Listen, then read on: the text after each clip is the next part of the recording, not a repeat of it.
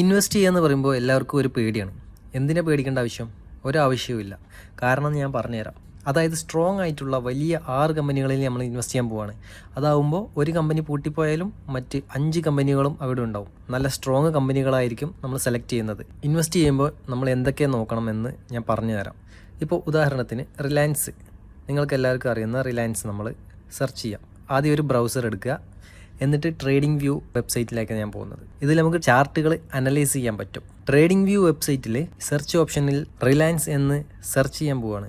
Launch chart ഞാൻ കൊടുക്കുകയാണ്. ഇതാണ് റിലയൻസിൻ്റെ ചാർട്ട്. നമ്മൾ ഫസ്റ്റ് സ്റ്റാർട്ട് ചെയ്യേണ്ടത് ഇവിടെ നിന്നാണ്. നമ്മൾ സ്വിംഗ് ട്രേഡാണ് ചെയ്യാൻ പോകുന്നത്. നമുക്ക് ഉപകാരമുള്ള ഒരുപാട് ടൂളുകൾ ഇതിൽ തന്നെ ഉണ്ട്. ഞാൻ എക്സ്റ്റെൻഡഡ് ലൈന് സെലക്ട് ചെയ്യാൻ പോവാണ്. എക്സ്റ്റെൻഡഡ് ലൈന് എടുത്തുകൊണ്ട് ഈ ഒരു ഭാഗത്ത് നിന്ന് ഇവിടേക്ക് ഞാനൊരു ലൈന് വരയ്ക്കാൻ പോവുകയാണ്. നമുക്ക് മനസ്സിലൊരു ലൈന് കാണാൻ കഴിയും. ഇനി മുകൾ ഭാഗത്തും അതുപോലെ ഒരു ലൈന് വരയ്ക്കാൻ പോവാണ്. കണ്ടില്ലേ? ഏകദേശം നമുക്കൊരു ലൈന് കിട്ടി. ഇപ്പം നമുക്ക് ചാർട്ട് നോക്കുമ്പോൾ നമുക്ക് മനസ്സിലാവും ഏകദേശം പ്രൈസ് മൂവ് ആവുന്നത് ഈ ഒരു ലൈനിൻ്റെ ഇടയിലൂടെയാണ്. ക്യാൻഡിൽ ഇവിടെ ടച്ച് ആയതിനു ശേഷം താഴത്തേക്ക് തന്നെ വരും. അപ്പോൾ ഇനി ഞാൻ നെക്സ്റ്റ് സ്റ്റെപ്പ് എന്താ ചെയ്യുന്നത് വെച്ചാൽ, ഈ സ്റ്റോക്ക് എപ്പോഴാണോ ഇവിടെ വരുന്നത് ഈ സമയത്ത് ഞാൻ ഇവിടുന്ന് ബൈ ചെയ്യും. ഇവിടുന്ന് ബൈ ചെയ്ത് കഴിഞ്ഞാൽ ഇത് മുകളിൽ വരെ പോകും. ഇവിടെ നിന്ന് നമുക്ക് സെല് ചെയ്യാൻ പറ്റും. ഇനി അത് ഇവിടെ നിന്ന് മുകളിലേക്കല്ല താഴത്തേക്കാണ് പോകുന്നത്. ഉദാഹരണത്തിന് ഇവിടെ ബൈ ചെയ്തെന്ന് വിചാരിക്കുക, ഇത് താഴത്തേക്ക് വന്നു. പക്ഷേ ഇത് ഇവിടെ നിന്ന് മുകളിലേക്ക് വരും. കാരണം ഇവിടെ ഇത് സപ്പോർട്ട് ലൈനാണ്.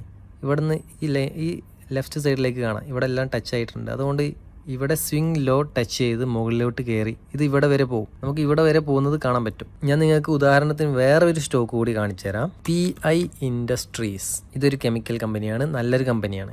ഇവിടെ നിന്ന് ഇങ്ങോട്ടേക്ക് ഞാൻ ഒരു ലൈൻ വരയ്ക്കുന്നു. അതുപോലെ ഇവിടെ നിന്നും ഇങ്ങോട്ടേക്കും ഒരു ലൈൻ വരയ്ക്കുന്നു. ഏകദേശം മാച്ച് ആവുന്നത് ഈ ഒരു രീതിയിലാണ്. അതിനുശേഷം ഞാനിത് മെഷർ ചെയ്യാൻ പോവാണ്. ഈ സ്റ്റോക്കിൻ്റെ പ്രൈസ് ഈ ലൈന് വരെ എത്തിയതിനു ശേഷം നമ്മൾ ഇവിടെ ബൈ ചെയ്യണം.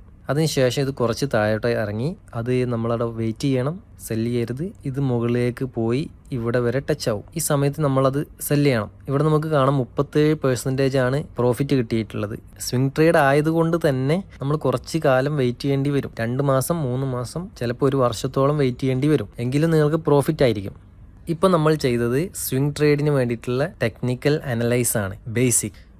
ഇതിനുശേഷം നമ്മൾ ചെയ്യേണ്ടത് ഫണ്ടമെൻ്റൽ അനാലിസിസ് ആണ്. അതിനും നമ്മൾ എന്ത് ചെയ്യണം? ഒരു ബ്രൗസർ ഓപ്പൺ ചെയ്യണം. ടിക്കർ ഫിനോളജി എന്ന് ടൈപ്പ് ചെയ്യാം. അവിടെ ആദ്യം വരുന്ന വെബ്സൈറ്റ് ഇത് ഓപ്പൺ ചെയ്യാം. ഇതിൽ സെയിം കമ്പനി നമ്മൾ ടൈപ്പ് ചെയ്യുക. PI ഇൻഡസ്ട്രീസ് ടൈപ്പ് ചെയ്ത് കൊടുക്കുക. ഇത് ഓപ്പൺ ചെയ്യുമ്പോൾ നമുക്ക് കമ്പനി എസെൻഷ്യൽ എന്ന് പറഞ്ഞൊരു ഭാഗം കാണാൻ പറ്റും. മാർക്കറ്റ് ക്യാപ്പ് കാണാൻ പറ്റും. അതുപോലെ ഡിവിഡൻഡ് ഈൽഡ് കാണാൻ പറ്റും. അതുപോലെ കമ്പനിയുടെ കടം എത്രയുണ്ട്, എത്ര ഡെറ്റ് ഉണ്ടെന്ന് നമുക്ക് കാണാൻ പറ്റും. അതുപോലെ പ്രൊമോട്ടർ ഹോൾഡിങ് കാണാൻ പറ്റും. കമ്പനിയുടെ കടം നമ്മൾ മനസ്സിലാക്കണം. ഈ കമ്പനിക്ക് 0 കോടി കടമാണുള്ളത്. അതായത് കടങ്ങളൊന്നുമില്ല. 63,000 കോടിയുടെ കമ്പനിക്ക് 0% ആണ് കടം. അതുപോലെ 46% പ്രൊമോട്ടർ ഹോൾഡ് ചെയ്യുന്നുണ്ട്. ഫുൾ ചാർട്ട് നമുക്ക് നോക്കാം. മാർച്ച് 2024 46.9% പ്രൊമോട്ടേഴ്സ് ഹോൾഡ് ചെയ്യുന്നുണ്ടായിരുന്നു. ഇപ്പോഴും 46.9% പ്രൊമോട്ടേഴ്സ് ഹോൾഡ് ചെയ്യുന്നുണ്ട്. അവർ ഒഴിവാക്കിയിട്ടില്ല. ഇപ്പോഴും അവർ അത് ഹോൾഡ് ചെയ്തുകൊണ്ടിരിക്കുന്നു. അതുപോലെ പബ്ലിക് 8% ഹോൾഡ് ചെയ്യുന്നു. FII DII ഇവരെല്ലാം ഹോൾഡ് ചെയ്യുന്നുണ്ട്. ഇതെല്ലാം മ്യൂച്വൽ ഫണ്ട് കമ്പനി, അതുപോലെ ബാങ്കുകൾ, അവരാണിതെല്ലാം. ഇവിടെ എഴുതിയിട്ടുണ്ട് കമ്പനി ഈസ് വിർച്വലി ഡെപ്റ്റ് ഫ്രീ ആ, കമ്പനിക്ക് കടങ്ങളൊന്നുമില്ല എന്ന് ഇവിടെ എഴുതിയിട്ടുണ്ട്. അത് കഴിഞ്ഞ് ഞാൻ ചെക്ക് ചെയ്യുന്നതാണ് profit and loss. Profit and loss ഞാൻ ചെക്ക് ചെയ്യുന്നത് സ്ക്രീനർ എന്ന് പറഞ്ഞ വെബ്സൈറ്റിലാണ്. ഞാൻ സെയിം കമ്പനിയുടെ പേര് അടിച്ചെടുക്കാൻ പോവാണ്, PI ഇൻഡസ്ട്രീസ്. ഇവിടെയും നമുക്ക് സിമിലർ ആയിട്ടുള്ള കാര്യങ്ങൾ കാണാൻ കഴിയും. ഈ ഭാഗത്ത് ഞാൻ ചെക്ക് ചെയ്യുന്നത് നെറ്റ് പ്രോഫിറ്റ് 188 കോടിയായിരുന്നു മാർച്ച് 2014 ഇവർക്ക് നെറ്റ് പ്രോഫിറ്റ് കിട്ടിയത്. അത് കഴിഞ്ഞ് 246 കിട്ടി. അതിനുശേഷം 312, പിന്നെ 459, 368, 410, 457, അങ്ങനെ കൂടി 1660. മാർച്ച് 2025 1660 ഇവരെ പ്രോഫിറ്റ് ആൻഡ് ലോസ്. അതായത് കൂടിക്കൊണ്ടേയിരിക്കുന്നു. ഓരോ വർഷം കഴിയുമ്പോഴും ഇത് കൂടി വരുന്നുണ്ട്. അതുപോലെ ഇതിൻ്റെ തൊട്ട് താഴെ EPS 13.81, 18, 22, 33, 26, 29, 30, 48 ഇതും കൂടി വരുന്നു. അതായത് ഇത് നല്ലൊരു സൈനാണ്. കമ്പനിക്ക് EPS കൂടുന്നതും പ്രോഫിറ്റ് കൂടുന്നതും എല്ലാം നല്ല കാര്യങ്ങളാണ്. ഇത്രയാണ് ഞാൻ ഇവിടെ ഫണ്ടമെൻ്റൽ ബേസിക് നോക്കുന്നത്. അതിനുശേഷം അവസാനമായിട്ട് ഒരു വെബ്സൈറ്റിൽ കൂടി ഞാൻ പോകും. ഫണ്ട് ഡേറ്റ PI ഇൻഡസ്ട്രീസ് എന്ന് ടൈപ്പ് ചെയ്തു. കമ്പനിയുടെ ഒരു 6 കാര്യങ്ങൾ നമുക്ക് കാണാൻ പറ്റും. Efficiency, financial trend, solvency, growth, quality, profitability. ഈ 4 ഗ്രീൻ കളറിലാണ് കാണാൻ പറ്റുന്നത്. ഇതെല്ലാം നമുക്കൊരു പ്ലസ് പോയിന്റ് ആണ്. ഇതെല്ലാം ആ കമ്പനിയുടെ ഫൈനാൻസ് എല്ലാ കാര്യങ്ങളും നോക്കി ജനറേറ്റ് ആയി വരുന്ന കാര്യങ്ങളാണ്. അപ്പോൾ ഇതുകൂടി ഞാൻ ചെക്ക് ചെയ്തിട്ടാണ് ബൈ ചെയ്യാൻ പോകുന്നത്. എവിടെ നിന്നാണ് ബൈ ചെയ്യുക? ഈ ഒരു പ്രൈസ് PI ഇൻഡസ്ട്രീസ്, ഈ ഒരു പ്രൈസിൽ എനിക്കിപ്പോൾ ബൈ ചെയ്യാൻ പറ്റും. ഇതിന് മുമ്പ് നമ്മൾ ബൈ ചെയ്യേണ്ടതായിട്ടുണ്ട്. അതായത് ഈ ഒരു ഭാഗത്തായിരുന്നു നമ്മൾ ചെയ്യേണ്ടിയിരുന്നത് എങ്കിൽ ഇത്രയും പ്രോഫിറ്റ് നമുക്ക് കിട്ടുമായിരുന്നു. ഇപ്പോൾ 16% പ്രോഫിറ്റിലാണ്. ഒരു 39-40% പ്രോഫിറ്റിലേക്ക് വന്നിരിക്കും. അതുവരെ നമ്മളത് ഹോൾഡ് ചെയ്തുകൊണ്ടേയിരിക്കണം. അപ്പോൾ ഇങ്ങനെയാണ് ഞാനൊരു കമ്പനി സെലക്ട് ആക്കുന്നത്.